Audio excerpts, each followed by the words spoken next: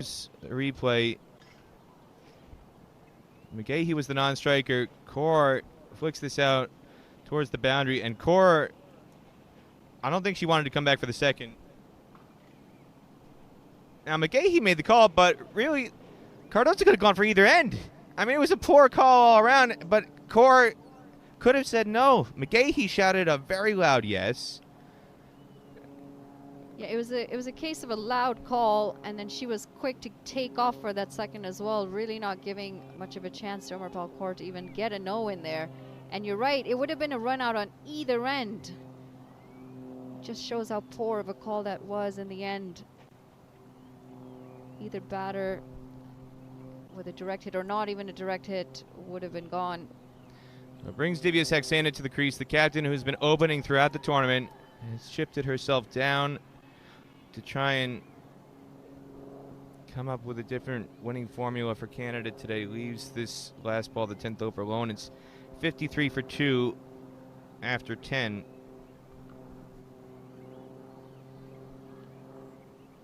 Divya Saxena, she's been successful as an opener.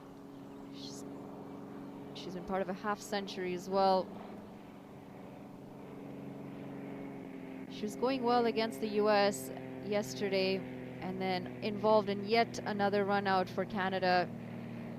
She was run out by Miles, and you'd really wonder, you really have to think or ask what exactly is going on in the minds of the Canadian batters with the number of runouts that they've had. I think they hold a record in this tournament for most number of runouts.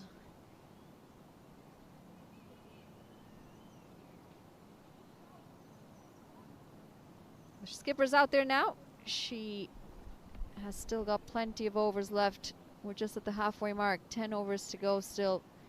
And we know she's an aggressive batter.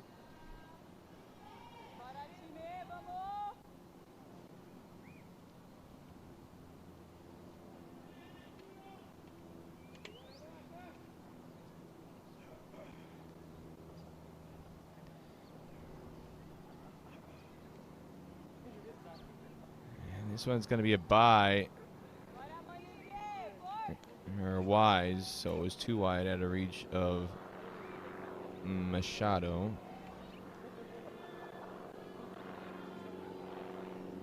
Yeah, coming into today, 5 runouts in 3 matches, so that's now the 6th runout for Canada. And you would tend to expect that. We could have another here. Throw comes into the bowlers, and McGahey, who was really at fault for the previous run out, almost triggers another.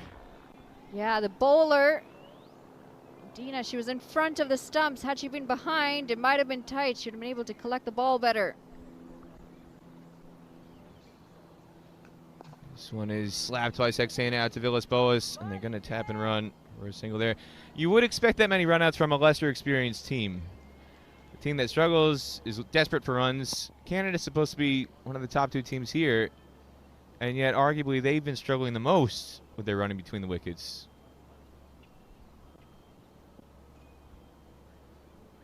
This one chipped straight down the ground. Laura Agatha is at long on. Casually, too casually. That's just not good enough. I'm sorry. There should never be 2 runs there.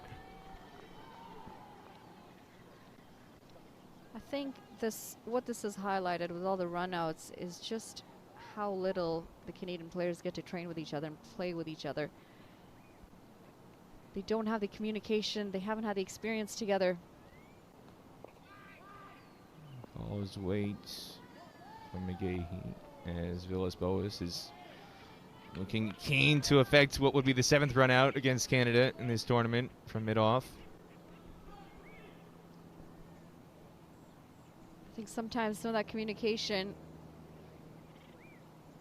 McGahey dancing all over the crease right now. Gets a single, tapping this short of Villas-Boas.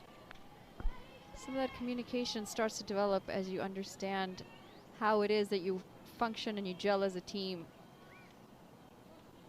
And unfortunately for Canada, big country, a lot of the cricket is spread out. Some of these players come from different provinces, haven't really had too much time to train together, let alone play games or have game settings. This one just chipped out. Yeah, it's something that definitely was evident with the USA players at the Under-19 World Cup. They had an outrageous number of runouts, and they also had, I believe it was 6 in one match in Dubai against either Zimbabwe or Thailand. I forget which match it was, but that was when a lot of the teenagers were first coming into the team, playing their first tournament at international level, and the lack of chemistry between players, certain players, was extremely evident. Hasn't been as much of an issue here in Los Angeles, and that just shows that they've gotten a higher degree of comfort level the more tournaments they played with each other. But yeah, when you're first coming together, especially after a long layoff, these tournaments sometimes 18 months, 2 years apart,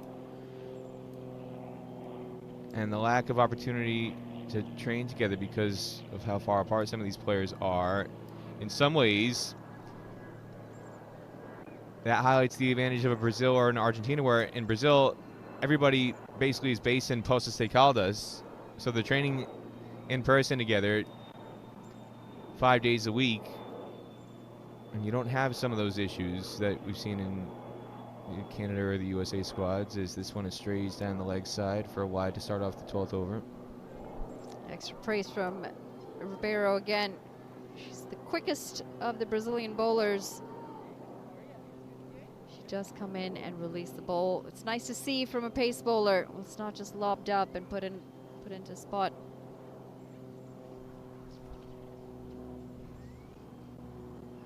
Inside edge, and McGahee's just making sure that doesn't